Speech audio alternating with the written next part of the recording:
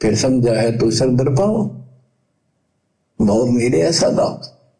इससे बचाव का यही मार्ग है, ये रास्ता। समझा है तो सिर दर पाओ। कति तन मन शीस ईस अपने पे, तन मन शीस ईस अपने पे। पहले चोट चढ़ावे जब कोई, राम भगत गति पावे हो। क्या कह रहे हैं गुरुदेव? समझा है तो सिर धर पांव और बहुर नहीं रे ऐसा दाव। अगर तेरे समझ में आ गया है ये मार्ग, ये ज्ञान, ये सतगुरु, काललोक की व्यवस्था, सतलोक के सुख, तो कहते सिर पर पैर धर ले, यानी बहुत तेजी से दौड़ना मत, देख दुनिया की तरफ, केवल सतलोक चलने की सोच कि कैसे सफलता प्राप्त कर सकता हूं। और उसके लिए गुरुदेव क्या बता रहे हैं फिर? दूसरा फॉर्मूला, तन मन शीस ईस अपने पर, पहलम चोट चढ़ावे जब कोई राम भगत गति पावे। तन मन और शीस, ईस अपने पे, ईश यानी इष्ट परमात्मा। अब जब तक हमें यह पहचान नहीं होगी कि हमारा ईश कौन है, हमारा इष्ट कौन है, तब तक हम किसके ऊपर तन मन शीश चढ़ाएंगे? तो इष्ट है गुरुदेव भगवान, इष्ट वो है जिसकी हम भक्ति करते हैं, इष्ट वो है जिसकी हम पूजा करते हैं, इष्ट वो है जो आकर हमें सत्ज्ञान देता है, हमें भक्ति मार्ग बताता है।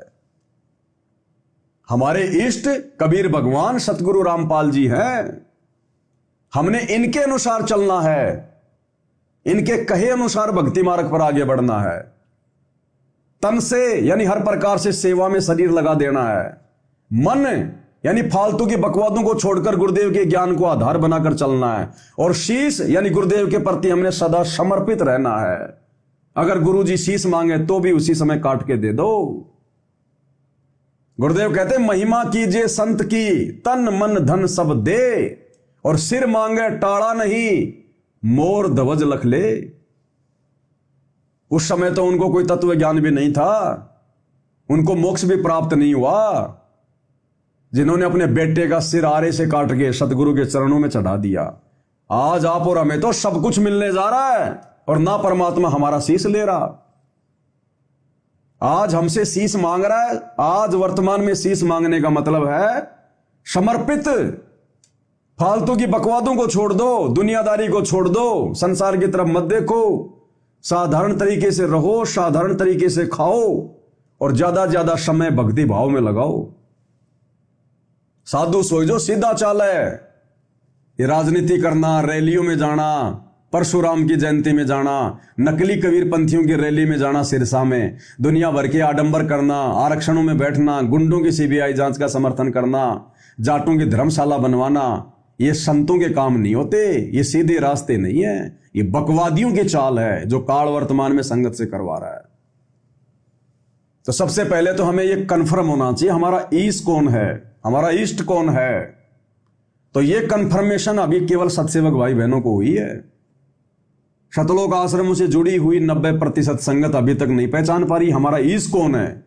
वो अपना ईश मानते हैं दाढ़ी मूछ वाले उस नकली फोटो को, कबीर जी की समझे जाने वाली दाढ़ी मूछ वाली नकली फोटो को वो भाई बहन अपना ईश मानते हैं, अपना इष्ट मानते हैं।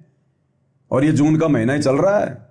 अभी 9, 10, 11 जून 2025 को इन लोगों ने इन सतलोक आश्रमों में उसी दाढ़ी मूछ वाले नकली कबीर का, मुर्दे कबीर का प्रकट दिवस बनाया। भगवान मान के, इष्ट मान के भोग लगाया, भंडारे किए। ये अपने गुरु को इष्ट नहीं मानते। गुरु को इष्ट केवल सत्सेवक भाई बहन मान पाए हैं। और गुरु को इष्ट मानना भाई और बहनों को सामान्य बात नहीं है, छोटी मोटी बात नहीं है। हम हर समय, हर युग में, जब भी हमें मनुष्य जन्म मिलता है या भगवान मिलता है, यही ज्ञान देता है। हम एक ही गलती के कारण रह जाते हैं, हम वक्त गुरु को इष्ट नहीं मान पाते। तो जब तक हम अपने गुरु जी को परमात्मा के रूप में नहीं मानेंगे, नहीं देखेंगे और परमात्मा मानकर परमात्मा जैसा व्यवहार नहीं करेंगे, तब तक हमारी मुक्ति नहीं हो सकती। तो सतगुरु को इस रूप में मानकर अपना तन मन सब कुछ केवल सत्सेवक भाई बहन समर्पित करने में लगे हुए हैं। केवल सत्सेवक भाई बहन। तो क्या कह रहे हैं गुरुदेव भगवान? सिर साटे की भक्ति है गरीबदास जी कहते हैं, और तो छोटी बात। और सिर के साटे पाइए अब तलखना, यदि सिर के साटे हरी मिले तो भी सोंगा जान। और बात तो छोड़ दो, बात बनाने से नहीं बनता कोई काम। अगर शत जाने से भगवान मिल जा तो इससे सस्ता कति नहीं। लेकिन सिर तो हम सबसे कीमती मानते हैं भाई, अपने रोग हो जाए शरीर में, उसका इलाज कराने के लिए, जीवन रक्षा करने के लिए, जिंदा रहने के लिए हम अपनी संपत्ति भी बेच कर इलाज कराते हैं। ये सोच के जिंदा रहे तो संपत्ति तो फिर जोड़ देंगे। यानी वो शरीर कितना कीमती है, जीने की कितनी हमारी इच्छा है। और ये बता कि इस शरीर के बदले, जान के बदले भी मालिक मिल जाए तो सस्ता जानो। कहते हैं कोट जन्म तन दे लिए, कोट शीश तन दे लिए, यम राजा की फेंट।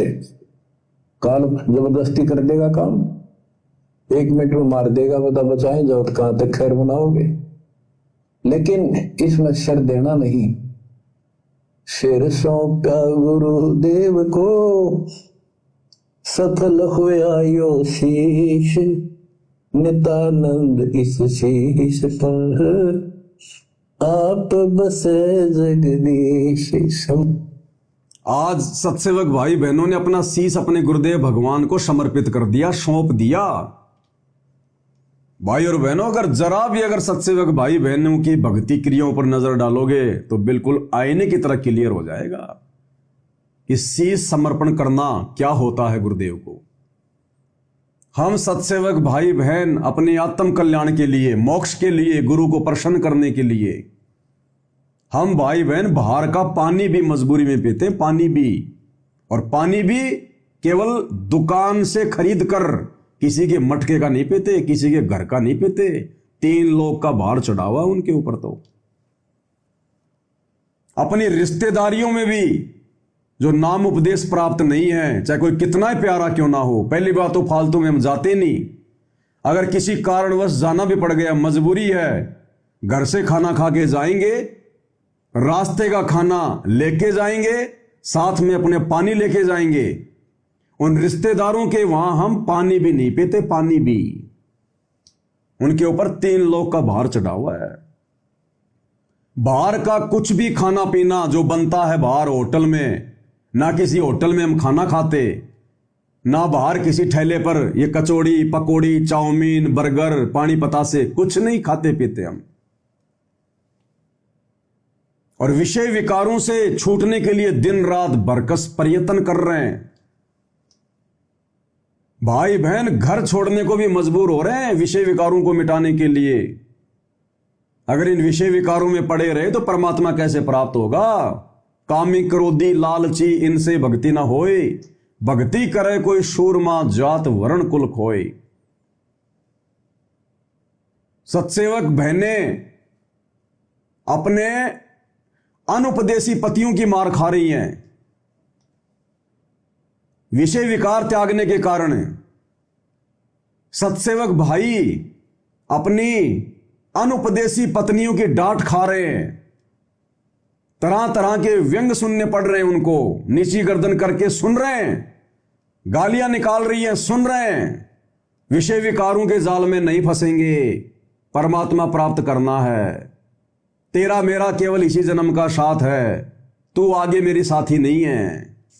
संघर्ष कर रहे हैं, भले घर क्यों ना छोड़ के जाना पड़ रहा उनको मजबूरी में, अपनी भक्ति सफल करने के लिए।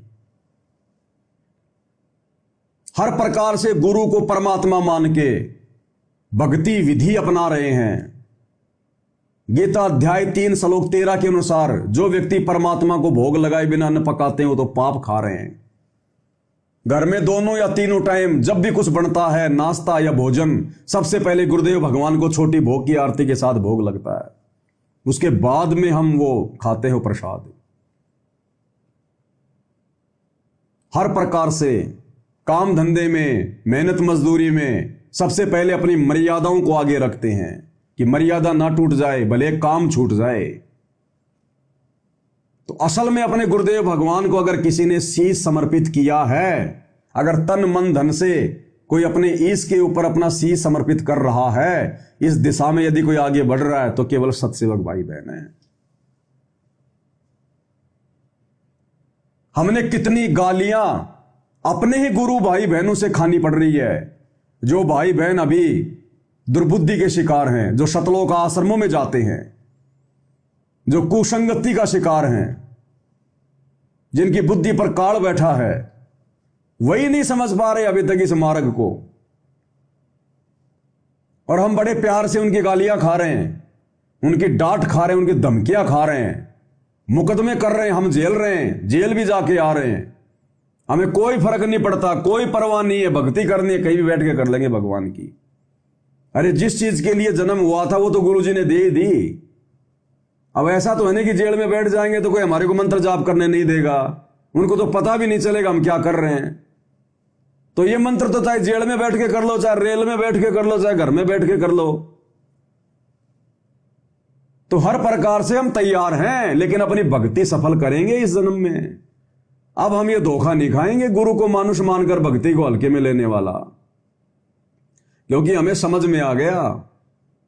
तो अभी तक इस दिशा में केवल परमेश्वर के सत्सेवक बच्चे ही आगे बढ़ रहे हैं। समर्पित हो गए, देखो समर्पित हो जाओ, मालिक का काम पहले, संसारिक बाद में। क्या कह रहे हैं गुरुदेव? समर्पित हो जाओ और एक बार समर्पित होकर देखो अपने गुरु पर। मालिक का काम पहले, सांसारिक काम बाद में। तो मालिक क्या काम करवाने आता है, गुरु यहां क्या काम करवाने आता है? भेड़ बकरियां थोड़ी चरवाने आता है, मजदूरी करवाने थोड़ी आता है। गुरु भक्ति करवाने आता है, भक्ति की फसल तैयार करवाने आता है। तो मालिक का काम पहले, यानी तीनों समय की आरती सबसे पहले। गुरु ने जो मंत्र जाप दे दिए वो है मालिक का काम, यानी आदेश दे दिया ना, जैसे मालिक अपने नौकर को आदेश देता है, भाई तूने दोपहर को ये काम करना है, शाम को ये काम करना है, उस समय तूने वो काम करना है, खेत में पानी देना है, तूने पशुओं को चारा चनाना है। तो हमारे मालिक, हमारे गुरुदेव सतगुरु रामपाल जी भगवान और मालिक ने हमको काम दे दिया कि बेटा रोजाना 108 मंत्र जाप करने, प्रथम मंत्र के ज्यादा करे तो बहुत अच्छी बात है। सतनाम मिलने के बाद ज्यादा महत्व तूने सतनाम को देना है। प्रथम मंत्र तो एक माला करनी है, लेकिन सतनाम मिलने के बाद फिर सतनाम ज्यादा करना है। बेटा ये 3 समय की आरतियां हैं, मैं तुझे काम दे रहा हूं, ये मजदूरी है। 5 यज्ञ हैं, ये भी तूने करनी है। सत्संग भी तूने रोजाना 1 घंटा सुनना है समय निकाल के, और हर प्रकार से बेटा तूने मर्यादा में रहना है। तो ये काम दिया हमें मालिक ने आज। तो गुरुदेव कह रहे मालिक का काम पहले। और ये आश्रम वाले भाई बहन, इनको इस प्रकार के सत्संग सुना के बेचारों को आश्रम बनाने में लगा रखा है, पत्थरों में लगा रखा है, मिट्टी के कट्टे, सीमेंट के कट्टे, खड्डे खोदने में लगा रखा है कि देखो गुरुजी कह रहे मालिक का काम पहले। अरे परमात्मा इन आश्रमों में अपने भक्तों का सिर कोई मिट्टी में देने के लिए आता है क्या? अरे मालिक ने सबको रहने के लिए छत दे रखी है, घर दे रखे हैं, जहां हमने अपने भगवान का दरबार लगा रखा है। भगत का घर ही उसका आश्रम है। ये वर्तमान में जितने भी सतलोक आश्रम जो बनाए जा रहे हैं, ये तो मनमाना आचरण है। काल नहीं चाहता कि भगत शांति से घर बैठकर मर्यादा में रह के भक्ति कर लें। इनको मजदूर बना दिया, मजदूर काल ने अपना मजदूर बना लिया, बेगार करवा रहा, बेगार। देखेंगे आने वाले समय में क्या काम आएंगे ये आश्रम। अरे जब पूरी दुनिया को समझ में आएगी कि यह भगवान धरती पर आया हुआ है, यही वो कल की भगवान है जिसको दुनिया यूट्यूब पे ढूंढ रही है। और गुरुदेव ने कह दिया कि जितने भी नकली संत और पंथ हैं, ये जितने भी नकली संत हैं, ये इनके सामने 2 ही ऑप्शन रहेंगे आने वाले समय में। या तो ये सतगुरु रामपाल जी की शरण में आ जाएंगे और अपने शिष्यों को भी बोल देंगे भैया हमारे पास में कुछ नहीं था, हम तो फालतू में डले ढो रहे थे, असली भक्ति मुक्ति सतगुरु रामपाल जी के चरणों में है, भाई चले जाओ। ये खुद भी सतगुरु की शरण में आ जाएंगे, अपने शिष्यों को भी बोल देंगे। अगर किसी कारणवश, मान बढ़ाई वश, अहंकार वश यदि ये नहीं आ पाए तो इनके शिष्य तो आएंगे, क्योंकि आत्मा को तो परमात्मा चाहिए। जब उनको सच्चाई का पता चलेगा आने वाले युग परिवर्तन के समय में, जब कहीं से कोई रक्षा नहीं होगी और एकमात्र सतगुरु रामपाल जी की भक्ति ही दिखाई देगी, तो शिष्य तो आएंगे आएंगे, फिर ये गुरु अकेले क्या करेंगे उन आश्रमों में? तो फिर गुरुदेव ने बताया कि ये फिर विदेश भाग जाएंगे, दूसरे देशों में, क्योंकि पैसे की तो कोई कमी है नहीं इनके पास में। फिर ये कहीं दूसरे देशों में भाग जाएंगे ये। और जब उनके शिष्य सतगुरु की शरण में आ जाएंगे, तो जो बड़े बड़े आश्रम इन्होंने जो गार्ड रखे हैं, उन भगत आत्माओं का पैसा जो बर्बाद करवा दिया उन लोगों ने उन पत्थरों में, उन नकली संतों के आश्रम फिर हमारे काम आएंगे। फिर साध संगतियां हुआ करेंगी उन आश्रमों में। जो गांव गांव में इन्होंने जो ब्रांचें खुलवा रखी है नकली साधु संत महात्माओं ने, वो फिर सतगुरु रामपाल जी भगवान के भक्ति मार्ग में काम आएंगे। क्योंकि जिन पुण्यात्माओं ने अपना पैसा लगा के वो आश्रम बनवाए हैं, जब वो ही सतगुरु की शरण में आ जाएंगे तो आश्रम का क्या होगा? तो सतगुरु के सत्संग चला करेंगे फिर वहां पर। तो हमने वर्तमान में क्या जल्दबाजी करनी है? ये नए आश्रम बना बना के भक्तों का पैसा बर्बाद करवा के। देखो, एक सत्संग में गुरुदेव ने बिल्कुल क्लियर कर रखा है, बिल्कुल साफ स्पष्ट कर दिया गुरुदेव ने। एक अंधे महात्मा की कथा सुना के और लास्ट में गुरुदेव कह रहे, पुण्यात्माओं ये आश्रम फिर हमारे काम आवेंगे। तो इन सतलोक आश्रम वालों को थोड़ा सा धैर्य धारण करना चाहिए था, गुरुदेव के ज्ञान को पहले अच्छे से समझना चाहिए था।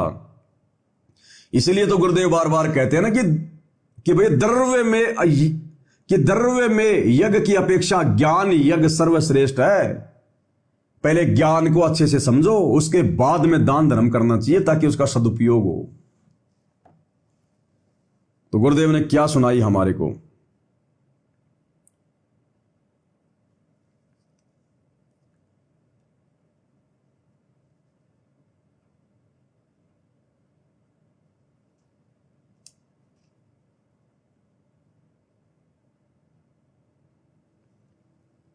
ध्यान से सुनिएगा।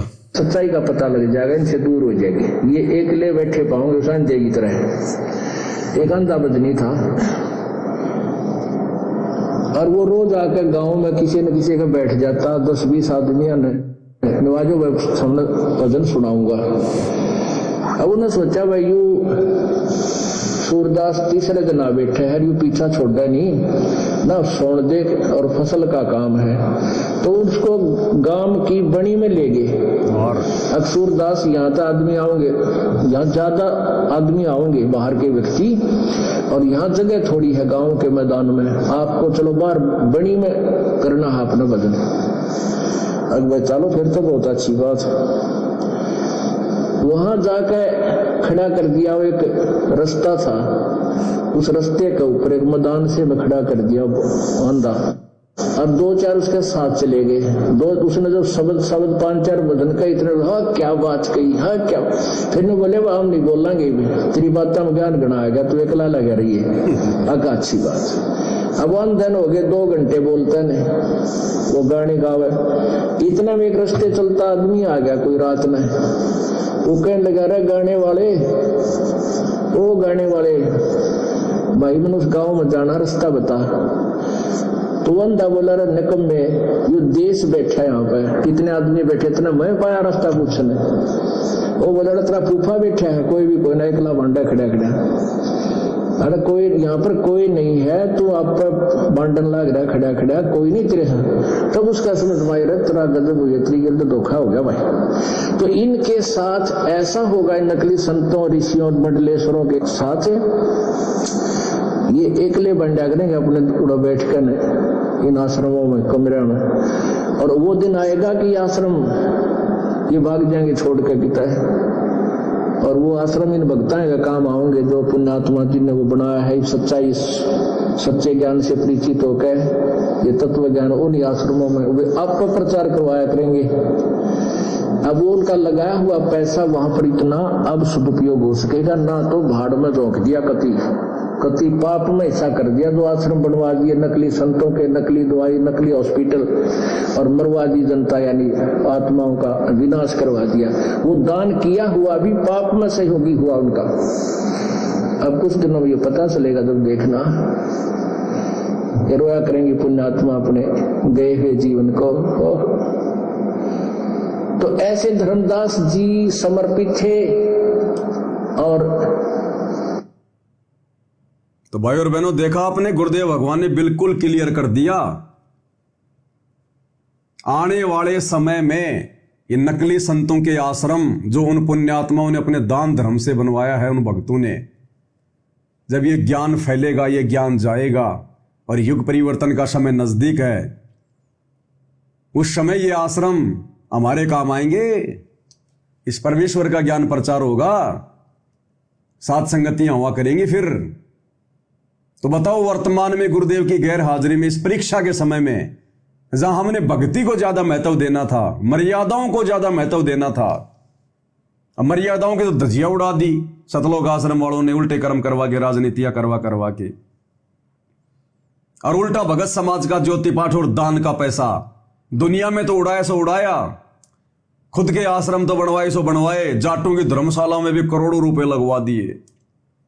ऐसे वर्तमान में पुण्यात्माओं का पैसा बर्बाद करवाया जा रहा है। काल यही तो चाहता है कि वर्तमान में भक्ति ना कर लें, सत्सेवकों की तरह समर्पित ना हो जाएं, गुरु को प्रसन्न ना कर लें। इनको उल्टे काम में लगा रखा काल ने, उल्टे काम में। तो क्या आवश्यकता थी इन पत्थरों में पैसा बर्बाद करने की, जब हमारा भगवान 10/12 की कोठड़ी में हिसार जेल में बैठा है और हम 100 एकड़ के आश्रम लेके बैठेंगे। धिक्कार है उन भक्तों को जिन्होंने इन आश्रमों के लिए जो पैसा दिया है, जो है वो जमीन दी है। तुम्हारा बाप तो हिसार जेल में 10/12 की कोठड़ी में बैठा है और तुम 100 एकड़ की जमीन बना के, आश्रम बना के वहां पे मौज मस्ती कर रहे हो,